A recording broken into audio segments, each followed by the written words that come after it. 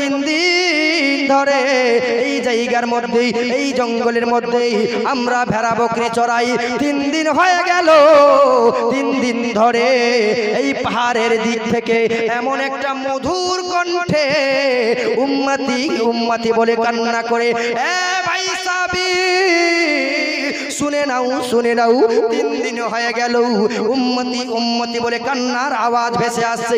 জানি না নবী কাকে বলে, রাসূল কাকে বলে জানি না, আমরা 3 দিন ধরে শুধু উম্মতি উম্মতি বলে শুনতে পাচ্ছি।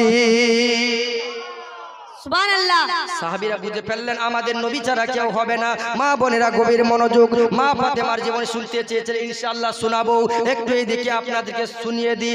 আল্লাহর নবীকে খোঁজার জন্য যখন সাহাবীরা চলে যাচ্ছেন, বাবা যেতে যেতে যেতে যেতে এবার আবার রাখালেরা ডেকে বলে, এ ভাই সাহাবী শুনে নাও, শুনে নাও, আল্লাহর নবীজি তুই জাহানের বাদশা কাকে বলে জানি না, তবে আমরা 2 জন রাখাল এই জায়গার মধ্যে 3 দিন ধরে ভেড়া বকরি চড়াই। 3 দিন হয়ে গেল আমাদের ভেড়া বকরি ঘাস পাতা খাই না, এত মার মেরেছি, এত মার মেরেছি।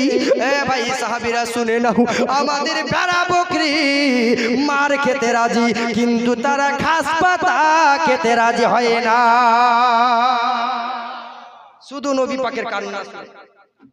আর আমরা এমন মুসলমান, আল্লাহর নবীকে রোজই কাঁদাই, আল্লাহর নবীকে সব সময় কাঁদাই বাবা। আমরা মুখের মধ্যে দাড়ি রাখি না, আল্লাহর নবীকে চোখের পানি ছেড়ে দিয়ে কাঁদাই।